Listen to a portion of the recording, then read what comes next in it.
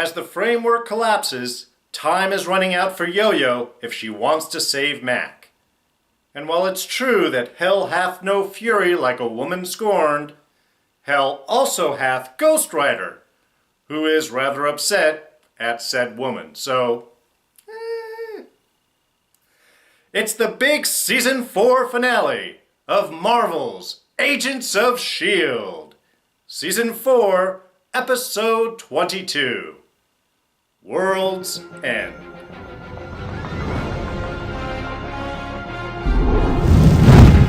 Hey everyone, D here, and welcome to this week's review of the big Season 4 finale of Agents of S.H.I.E.L.D. So yes, lots of spoilers coming up right now. In fact, all of the spoilers. We have all the spoilers right here. Okay, so explosive finale, lots of stuff. Great, and it was a great finale in the sense of we really were bringing all of the elements of the season right back up. We got Ghost Rider back. We got LMD action going on. We've got a little bit of Hydra, some Psycho Aida. The Radcliffe doing some good things. It was a nice way to sort of bring everything back around and wrap everything up. Mostly good, mostly awesome. Couple little points that I was a little with, but minor, and we'll cover those. So let's jump right in. Let's talk about Ghost Rider coming back. Really, I mean, it was Ghost Rider's show. Both Robbie Reyes and the writer himself. Wonderful to have back. Great sequences. The one thing I got to say that they did do really amazingly well in this episode were those slow motion shots. The first shots where we have the rider swinging and going after Aida using the chain. Lots of great chain action going on here too. I love how they've really incorporated that much more into the rider's fighting style.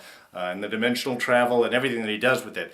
But even that first shot where he is just spinning and we've got the chain floating around and Aida there, just really nice. Slow motion is wonderfully done when it gives you those beautiful picturesque moments, when each moment of that is really just a beautifully framed picture.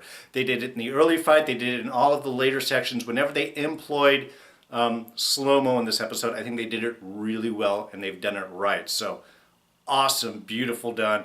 Got some great fight sequences on.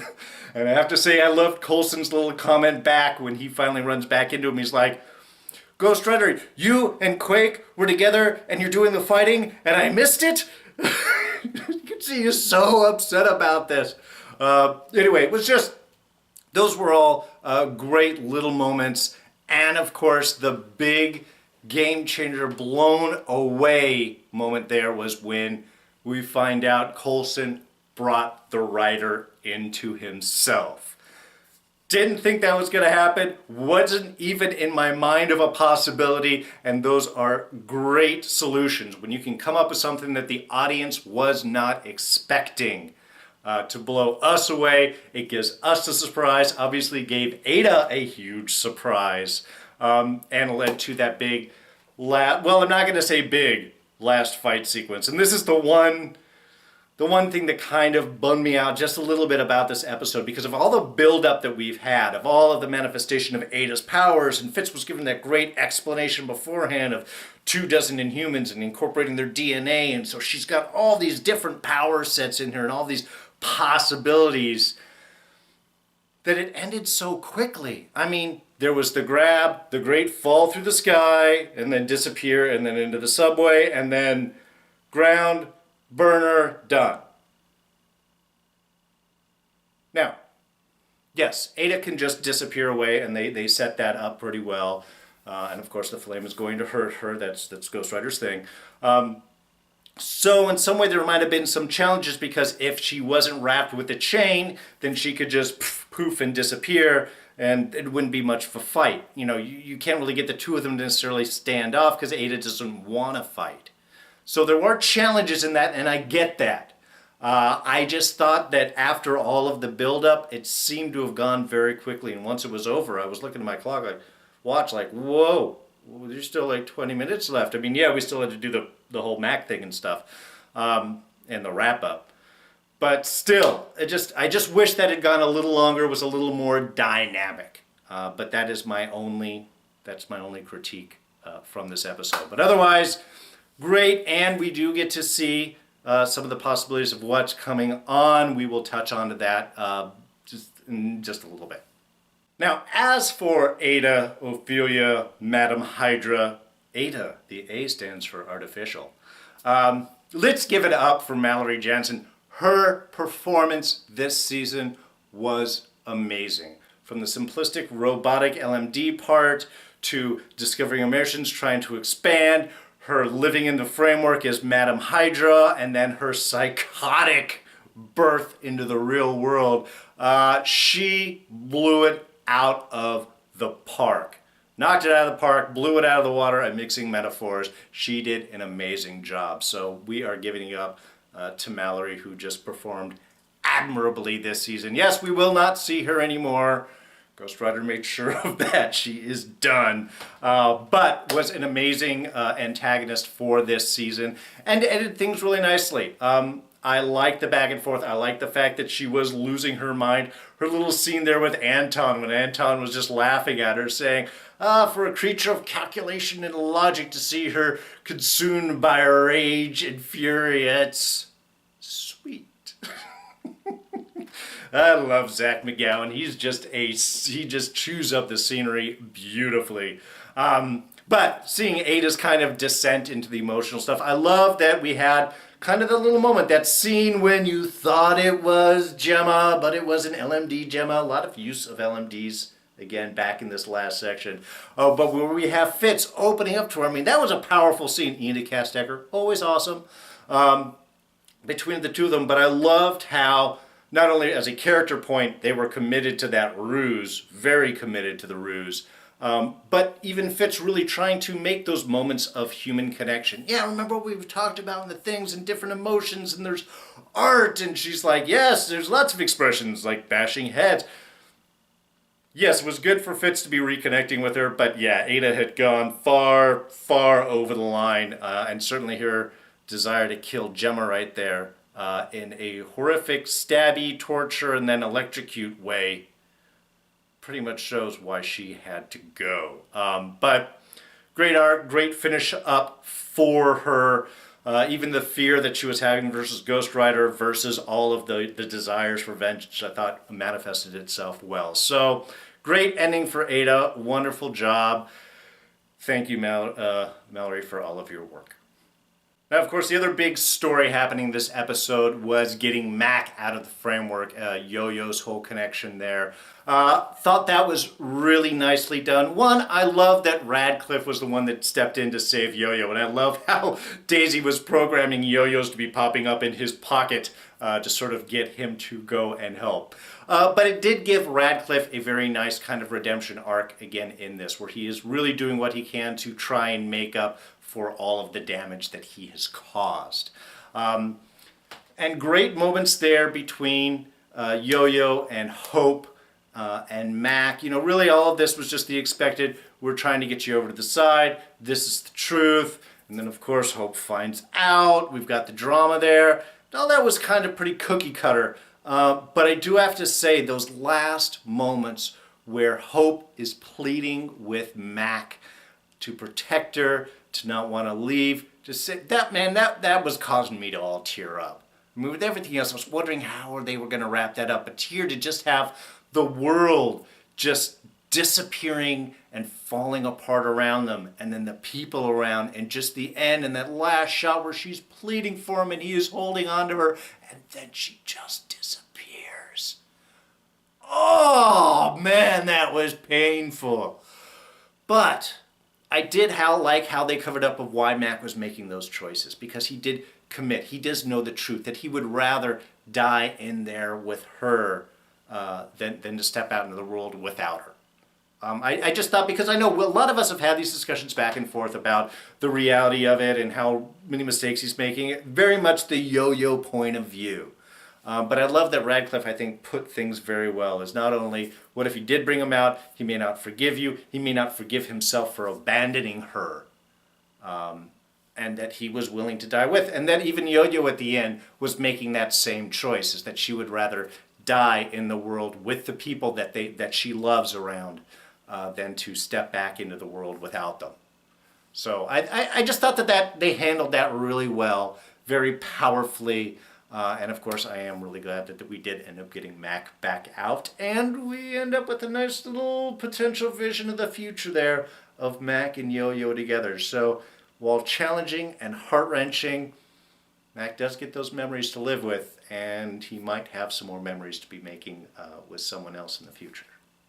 All right, and the big plan, the big Anton plan, how everything sort of developed out, the future of our agents. Let's catch this from the beginning. So, looking to restart the world of the framework out here.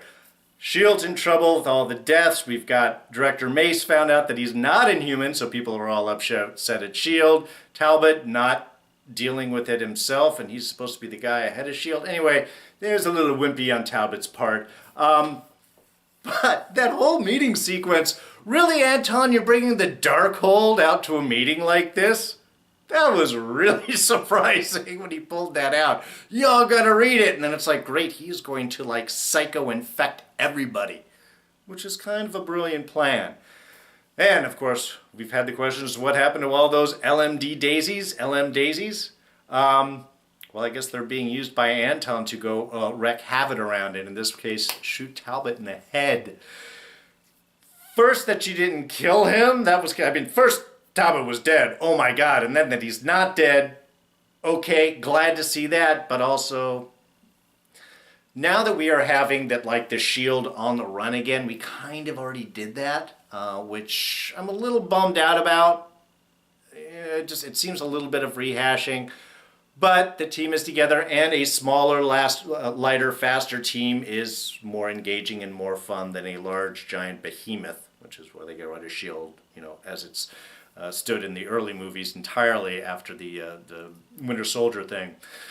So now we have potentially the world after the S.H.I.E.L.D. team. I loved how Phil just wanted to have some food before they got caught. It was like a little shawarma moment, but not quite the end. And instead of arrest, what did happen to them? That is our big question going into next season. Now, from the last shot, we obviously have a shot of Coulson in a room, apparently in space, overlooking an asteroid field. Can we guess that that's our asteroid field? Are these Earthlings that are with? Or could this be the Kree?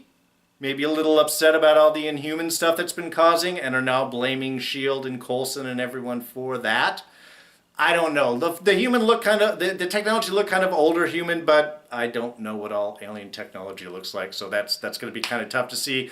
Though we have seen some stuff for the Inhuman things and that back in season 2, so those might have been possibilities. Anyway, so Kree is the first one up on my list. Some sort of human, it seems like a prison from the regimented area, enough looking time to go to work. Seemed kind of prison-esque, and that's what we could guess for the team, but that's going to be the big mystery going out over the summer. All right, just a couple of small things. One, I loved how we have May and Coulson reconnecting. Their whole back and forth, laughing about the bottle of Hague and why, and even when we get to the end of it and find out from May, yeah, maybe those feelings were real, and Coulson making, I think, the best judgment move. Great, let's step back a little bit, see how things go. Maybe we'll get another bottle of Hague and try and move forward from there. So nice to deal with it and nice to move forward from that. Ghost Rider's little description of what hell could be in all of his travels, the different dimensions, different planets, any of them could be made hell, that there's a giant battle that's been waging on forever and Earth is just one territory in that. One, very sweet, very cool, definitely signaling that larger universe, but I also think that we are starting to get a view into where S.H.I.E.L.D. is going next, possibly in connection with all the space stuff we were talking about, other worlds. So I think this is giving us our intro into S.H.I.E.L.D. itself expanding their own universe. When Quake was facing down Aida just before Ghost Rider showed up, then Ghost Rider shows up and they have that moment before Aida disappears, why the hell did Daisy just stand there? Is it just me, or did there seem to be a little extra connection action happening there between Quake and Robbie? Possible future connections there? So happy that Gemma had her moment to just unload on Aida there with a machine gun. Yeah, it wasn't going to do anything, but it did make her feel better. Such a beautiful final moment with Radcliffe, sitting on the beach, watching the world disappear, and gets to use the famous line, "The world ends not with a bang, but with a..." and he's gone. Perfect. And of course, we're going to have another bit of speculation for the future, and that is, what is the price that Coulson paid for the writer? They made a deal. You know why he did that? Yes, we do know. Don't tell anyone. There is something. And then when even Robbie leaves, "I don't envy you." What is it about Coulson? Now, the writer did jump into Mack because Mack had a feeling of vengeance. He had loss and pain, hope, and was willing to look for vengeance for it. So, is it something like that that is living inside of Coulson? Some loss, some reason for revenge that fueled the writer? Is it a deal of some sort? Did he sell his soul to the devil? Didn't seem like that. Not with the whole envy thing and you know, the cost. And I don't know. That would be sort of a crap way to deal with Coulson, or to wrap him up if this is next season's going to be the end. So anyway, just that's something we're going to think about. If you guys get any thoughts, throw them down in the comments. Short answer, they were murdered by a vanishing banshee made from matter from another dimension. I have a cybernetic hand. I've been to another planet. This stuff happens in S.H.I.E.L.D. Best lines ever, Phil. All right, well, that does wrap up Season 4 of Agents of S.H.I.E.L.D. And of course, we are very excited that it has been renewed. We will get a Season 5. Is that going to be in space? Kree? I don't know yet. But one thing is for sure is Anton is still out there and definitely willing to create a lot more problems for the team, and I think he still has an army of LMD daisies with him. We have been renewed for Season 5. It is a full episode length of 22 episodes. It is moving from Tuesday to Friday nights or at 9 o'clock, so different day, an hour earlier. And it's going to be coming on after Inhumans ends. So Inhumans is coming in September. They're doing their IMAX big movie premiere, and then at the end of September, Inhumans is airing for an 8-episode run, I believe. I think that might include the opening 2-episode movie bit, but I have to be sure. So maybe end of November, around November, maybe do a little arc there before Christmas, and then jump back kind of like what we did in January here. So that is what next year is going to be like, and we are very excited to see it. Now, while this does wrap things up for us, there are still other reviews that we are doing. We have Fear the Walking Dead coming up. Now that is starting on June 4th. I thought it was the 25th. It is June 4th, so only a couple of weeks. And then, of course, we have Game of Thrones that's starting up mid-July. And we are doing American Gods right now. So, still got a few things going. It's just going to be a Sunday night show thing for a little while. Got a few ideas of what to do to fill in the extra spot, but I will let you guys know as that happens. Now, I am also doing a podcast with Mark over at Enchantment of Eternity. He is the same guy that I did a little podcast show with talking about Black Sails. We're going to do a Game of Thrones view and commentary, me, him, a few other YouTubers. So when I get the date, when I get the info for that, I will let you guys know that too. So keep an eye on the channel and on my Twitter feed, and that's where all the info is going to come out. That wraps us up. Thank you guys so much. It has been a wonderful year. Loving this show. It was a great season, and I have enjoyed so much all the conversations and back and forth with all of you, your insight, your ideas. I look forward really to the comments, to your feedback every week, and I just want to give a big, huge thanks to all of you. So, lastly, if you did enjoy this review, it's that like button we want you to hit. Thoughts, ideas, comments. Did you enjoy this show? Were you disappointed by anything? Did anything blow your mind, like that Coulson Ghostwriter thing? And what do you think is coming up for next season? Were there any clues in that last scene that I missed that you guys caught? Throw those down in the comment section below. Now, of course, you can always catch me on Twitter and Instagram. More Twitter than Instagram, I admit. And that is at Darren Jakes, and that's where I'll let you up on any more upcoming info. Now, if you want to be a subscriber and not miss anything, be sure to hit my face right here. You'll be a subscriber and you won't miss anything. And of course, I'll throw up our latest review of American Gods right here, and you guys can check that out. All right, so it's been a great season. Awesome to be here. I am D, and I'm out of here. I'll catch you guys next time. Bye-bye.